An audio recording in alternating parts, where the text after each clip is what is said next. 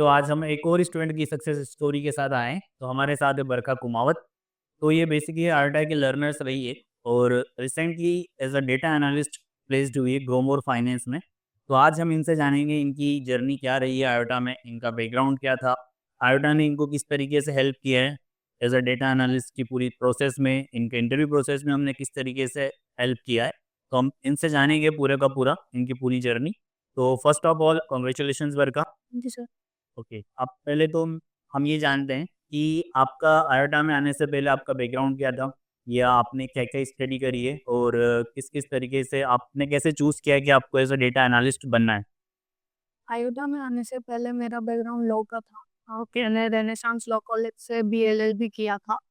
फिर उसके बाद में जब मैंने इंटर्नशिप किया तो वहाँ पर मैंने ध्यान और इधर एनालिस्ट और इसकी तरफ गया, तो फिर मैंने और इसके ऊपर रिसर्च की, तो फिर मैंने डेटा एनालिस्ट चूज किया ऐसा। और फिर गूगल वगैरह पे और फ्रेंड्स वगैरह से फीडबैक भी लिए आयोटा एकेडमी और इनके, तो मुझे सबसे अच्छा जो लगा इंस्टीट्यूट वो आयोटा एकेडमी लगा, तो मैंने उसे चूज किया। ओके, तो जैसा कि ये बता रहे हैं कि ये इन्होंने बीए एलएलबी किया है, तो इनका ग्रेजुएशन बीए एलएलबी था। तो बीए एलएलबी से डेटा एनालिस्ट की तरफ लाइक आना, क्या क्या थॉट्स है आपके उस टाइम?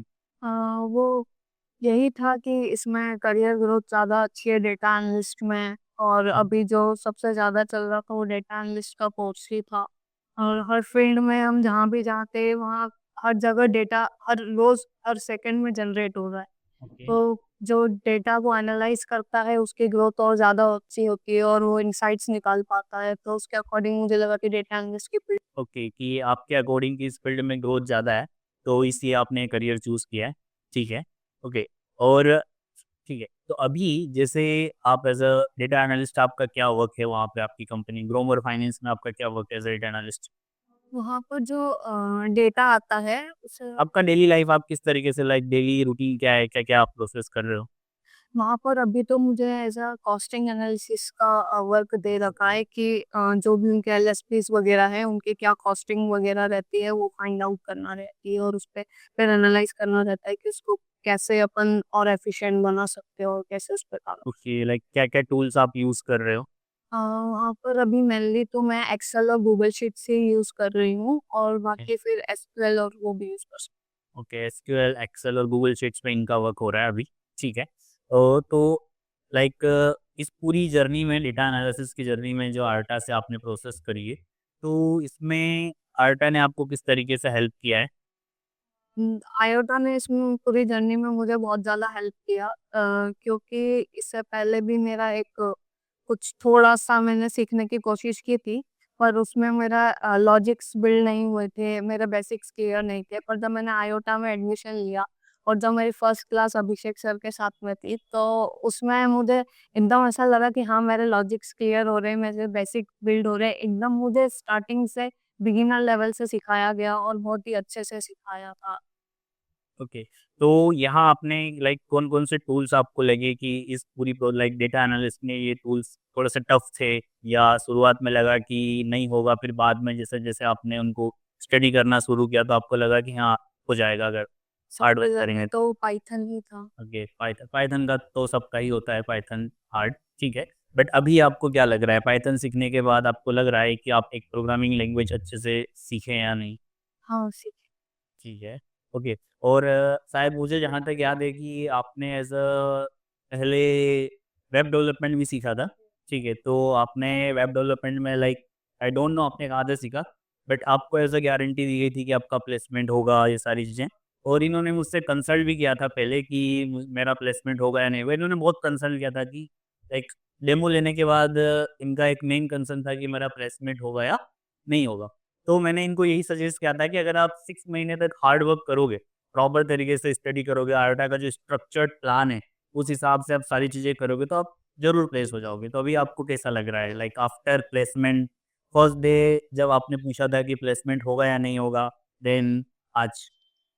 मुझे बहुत ही अच्छा लग रहा है कि मतलब मैं बिल्कुल भी बहुत ज़्यादा इनसिक्योर थी कि कहीं ऐसा तो नहीं मेरे साथ जैसा पहले हुआ वैसा यहाँ भी हो जाएगा, पर यहाँ स्टार्टिंग से ही बहुत अच्छा था। पूरा एक प्लान और पूरा सब कुछ चलता है कि पहले हम ये करेंगे, फिर वो करेंगे, फिर प्लेसमेंट बैच में भी हमें प्लेसमेंट की तैयारी करवाई जाती है कि उसमें आपको कैसे इंटरव्यूज़ देना है, कैसे आपको रिज़्यूम बिल्ड करना है एंड कैसे आपको अप्लाई करना है अलग-अलग जगह पर, सभी चीज़ें बताई जाती है। आपको इंग्लिश क्लासेस भी दी जाती है, यहाँ तक कि आपके जेस्चर, पोस्चर इन पे भी ध्यान दिया जाता है कि आपको कैसे इंटरव्यू में जाना है, कैसे बैठना है, कैसे बात करना है। कम्युनिकेशन का कितना रोल है? जैसे आयोटा में हम इंग्लिश कम्युनिकेशन क्लासेस भी पूरा एक लाइक पर्सनैलिटी डेवलपमेंट क्लासेस होती है, तो आपका उसमें लाइक आपके इंटरव्यू में कितना हेल्पफुल रहा आपके लिए? कम्युनिकेशन तो मुझे बहुत ही ज़्यादा हेल्पफुल रहा ओके, और क्योंकि पहले तो मेरा कम्युनिकेशन बहुत ही कम था, लेकिन अभी मेरा कम्युनिकेशन बहुत काफ़ी अच्छा है और इम्प्रूव है। ओके। और एक मैथ्स और स्टैटिक्स का भी बोला जाता है कि मैथ्स और स्टैटिक्स का कितना रोल रहा है आपकी इस जर्नी में? मैथ्स और स्टैटिस्टिक का भी बहुत ज़्यादा रोल रहा है क्योंकि मेरा पहला राउंड एप्टीट्यूड राउंड ही। ओके, फर्स्ट राउंड आपका एप्टीट्यूड राउंड था, तो आपने कैसे क्लियर किया? लाइक हार्ड था या किस तरीके से था वो? वो भी वैसा ही था कि जैसा प्लेसमेंट क्लासेस में स्टैटिस्टिक और मैथमेटिक्स की क्लास ली गई थी, तो उसमें जो बताया था, सिखाया था, जो टॉपिक्स कवर करवाए थे, तो उन्हीं में से वो थे। तो लाइक एप्टीट्यूड में किस-किस तरीके के क्वेश्चन्स आए थे? किस लेवल का एप्टीट्यूड था? एप्टीट्यूड लेवल में उन्होंने अलग-अलग मतलब क्वेश्चंस थे, जैसे उन्होंने मैथमेटिक्स में जो उनका एप्टीट्यूड था, उसमें थे कि लाइक परसेंटेज इंक्रीज़ हो रहा है परसेंटेज, ओके। और या फिर टाइम एंड डिस्टेंस के क्वेश्चन, टाइम एंड डिस्टेंस, ठीक है। देन स्पीड एंड वर्क के क्वेश्चन थे। Speed and work, okay. Okay, और स्टैटिस्टिक्स की बात करें तो उसका कुछ रूल? उसमें और एक और था कि एक्सेल से कुछ क्वेश्चंस आए थे उसमें। ठीक है। तो पहला राउंड आपका एप्टीट्यूड था, सेकंड राउंड आपका टेक्निकल। टेक्निकल था। तो टेक्निकल में किस-किस तरीके के क्वेश्चन्स आपसे पूछे गए? टेक्निकल में उन्होंने वही का जो उनका फाइनेंस का डेटा था, ओके, फाइनेंस तो ओके, ठीक है। फाइनेंस का डेटा था वही दिया था और उन्होंने उसमें रिक्वायरमेंट्स दे दी थी कि ये रिक्वायरमेंट्स है तो आपको इस शीट को कंप्लीट करना है। तो वही सब कंप्लीट करने का था। Okay, then after technical round आपका एचआर राउंड था। ठीक है, तो आपके इंटरव्यूज़ में जैसे टेक्निकल राउंड में आपसे क्या-क्या क्वेश्चन्स पूछे गए थे ओरली जो आप जिनका आपने आंसर्स किया है? अ, जो मैंने टेक्निकल दिया था सबसे पहले तो उन्होंने वही एक्सप्लेन करवाया कि आपने यहाँ पे क्या लॉजिक लगाया और क्या-क्या किया। उसके बाद उन्होंने मुझसे ऑन पेन पेपर पे एसक्यूएल की कई क्वेरीज़ सॉल्व ओके, करवाई। एसक्यूएल की क्वेरी सॉल्व कराई आपसे। हाँ। ठीक है, जैसे कौन-कौन सी क्वेरीज़ आप उन्होंने मुझे 2 टेबल दी थी और उनको जॉइन करके उनका कहा कि उनको जॉइन करो और इस डेट से पहले का उनको अमाउंट का सम चाहिए था। ओके, तो आपने कर दिया होगा। हाँ। ठीक है। एंड जैसे आपने बताया कि आपका लॉ बैकग्राउंड रहा है, तो as a like non IT वाले बैकग्राउंड पर्सन के लिए आईटी में आना कितना ज़्यादा डिफ़िकल्ट है? लाइक आपको कैसा लाइक किस तरीके से आपने ट्रांज़िशन किया? क्योंकि आपका एक लॉ बैकग्राउंड था, ठीक है? देन फिर आप as a totally IT field में स्विच कर गए, तो आपका डिफ़िकल्टी लेवल आपको इस प्रोसेस में क्या-क्या डिफ़िकल्ट रहा? और डिफ़िकल्ट में मुझे सबसे ज़्यादा तो मैथ्स एंड स्टैटिस्टिक्स रहा और उसके बाद कोडिंग वगैरह भी समझने में थोड़ा रहा।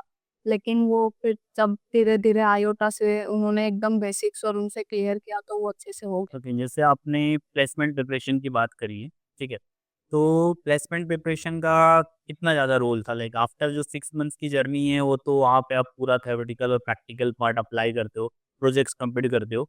तो जो आपका जो प्लेसमेंट सेशन थे, जो प्लेसमेंट सेशंस आयोडा की साइड से आपको पूरे प्रोवाइड करवाए गए थे, तो उनका किस-किस तरीके से वो प्रिपरेशन हुई? क्या-क्या चीज़ें आपके लिए बेनिफिशियल थी, जो आपके लाइक इंटरव्यू में हेल्पफुल रहा आपके लिए? प्लेसमेंट बैच मुझे पूरी तरीके से बहुत ज़्यादा बेनिफिशियल रही। उसमें मैथ्स एंड स्टैटिस्टिक्स भी करवाया जाता था, एप्टीट्यूड प्रिपेयर करवाए गए। उसमें आपको टेक्निकल में और जो रियल वर्ल्ड प्रोजेक्ट्स होते हैं, उन पे भी बताया गया कि क्या और कैसे काम होता है, रियल डेटा पे उन्होंने बताया और रिज़्यूम बिल्डिंग सेशंस हुए उसमें और अ, ग्रुप डिस्कशंस डिस्कशंस भी हुए एंड जेडी जो जॉब से आता है उसके बारे में भी बताया कि उसको कैसे पढ़ना है, फिर उसके बाद में उसके लिए कैसे अप्लाई करना है और ये भी बताया गया है कि हर जॉब के लिए एक ही रिज़्यूम आप अप्लाई नहीं कर सकते, उसको आपको कस्टमाइज़ करके अप्लाई करना रहता है। ठीक है।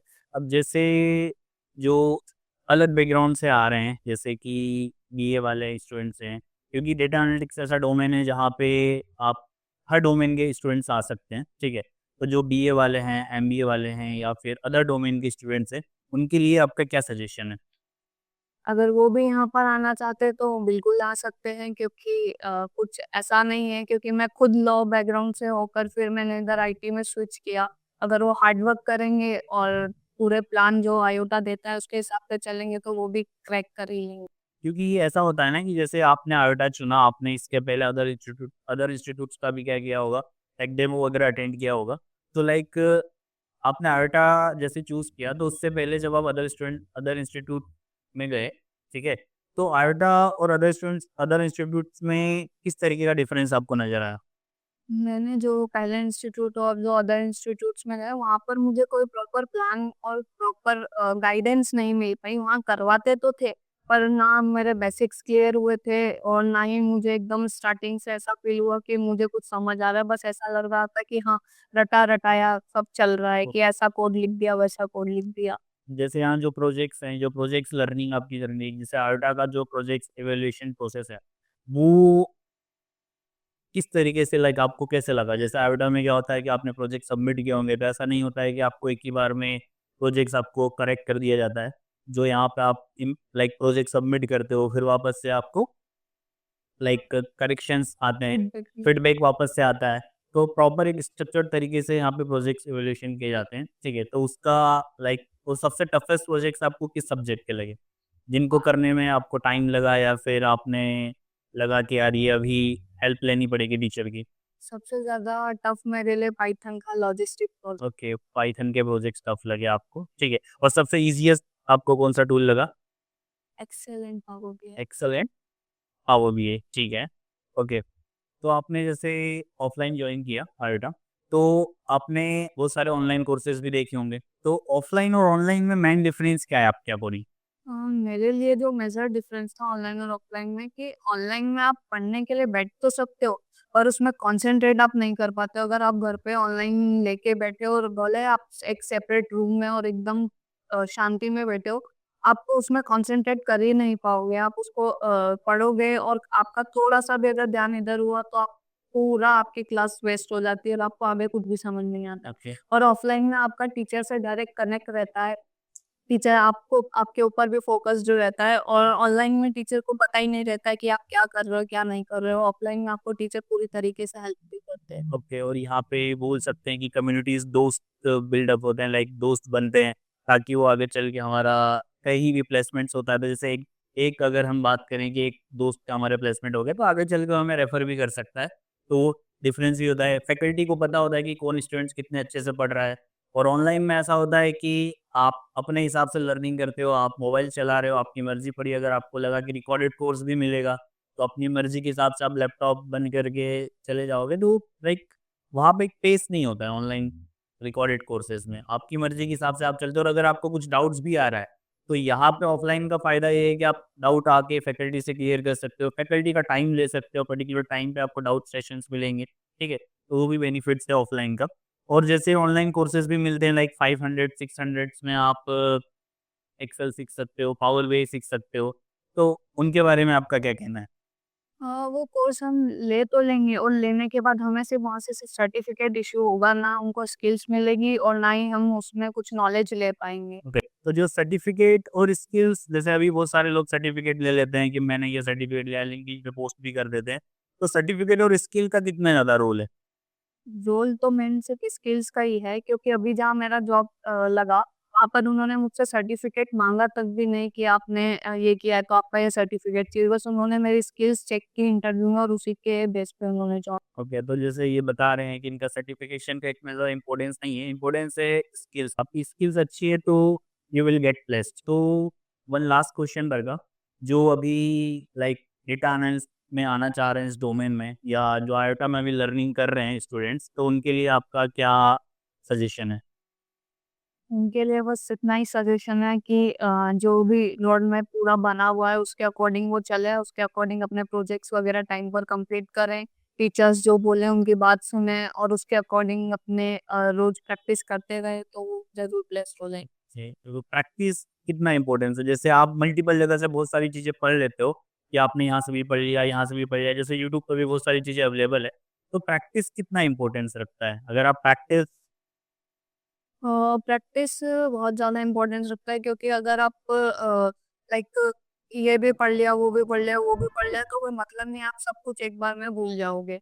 लेकिन अगर आप उसको कंटिन्यू प्रैक्टिस करते रहोगे तो आपको याद रहेगा, भले आप एक ही चीज पढ़ो लेकिन उसको प्रैक्टिस करते रहो। ठीक है। ओके, तो थैंक यू बरखा। तो ऐसे ही हम और अनदर सक्सेस स्टोरीज के साथ आएंगे। ठीक है, तो please like share and subscribe.